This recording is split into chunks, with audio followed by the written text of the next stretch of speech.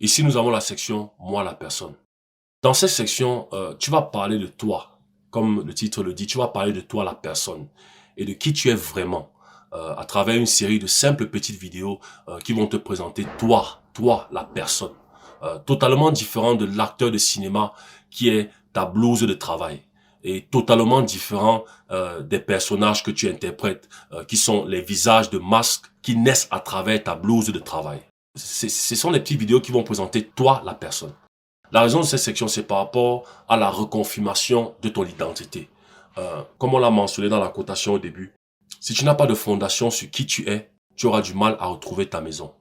La maison, c'est toi, ta voix, tes comportements, tes habitudes, ta façon de parler, tes petits hics, ta façon de réagir, tes muscles faciaux quand tu parles ou quand tu écoutes, tes mouvements corporels, etc. Tout ce qui te représente comme personne, pas l'acteur de cinéma. Parce que dans le guide, tu vas apprendre les aptitudes de changer tout ce que je viens de citer pour donner vie à quelqu'un devant une caméra pendant une durée précise.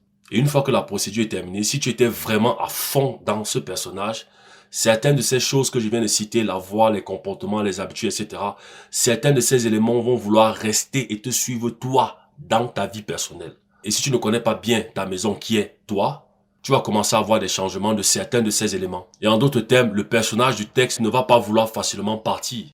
Il ne connaît pas que c'est un film, il ne connaît même pas que le film est fini. Pour lui, il vit et il a trouvé un corps.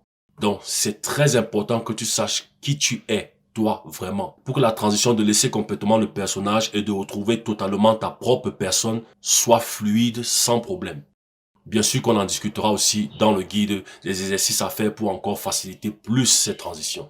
Donc quand tu feras ces vidéos, il faudra être le plus vrai, naturel et simple possible. De façon à ce que tu puisses plus tard, après avoir terminé un film, revenir observer et te rappeler de qui tu es et comment tu es. C'est aussi un très grand plus pour les réalisateurs de films de savoir qui tu es comme personne pour pouvoir voir dans quel rôle ils te voient jouer dans leur film. C'est aussi ici que tu vas présenter ta vidéo sur ta structure physique que tu n'as pas mentionné dans ton CV d'acteur de cinéma, contrairement aux autres CV que j'ai montrés dans les vidéos précédentes. Et beaucoup d'autres informations de toi dont je parlerai dans les prochaines vidéos. Donc, voilà un peu à peu près de quoi il est question dans la section « Moi, la personne ». Voilà, on arrive à la fin de cette vidéo. Si tu as des questions, envoie-moi un email sur mon adresse freddymouté@gmail.com. Tu peux aussi trouver cette adresse sur la partie description de la vidéo.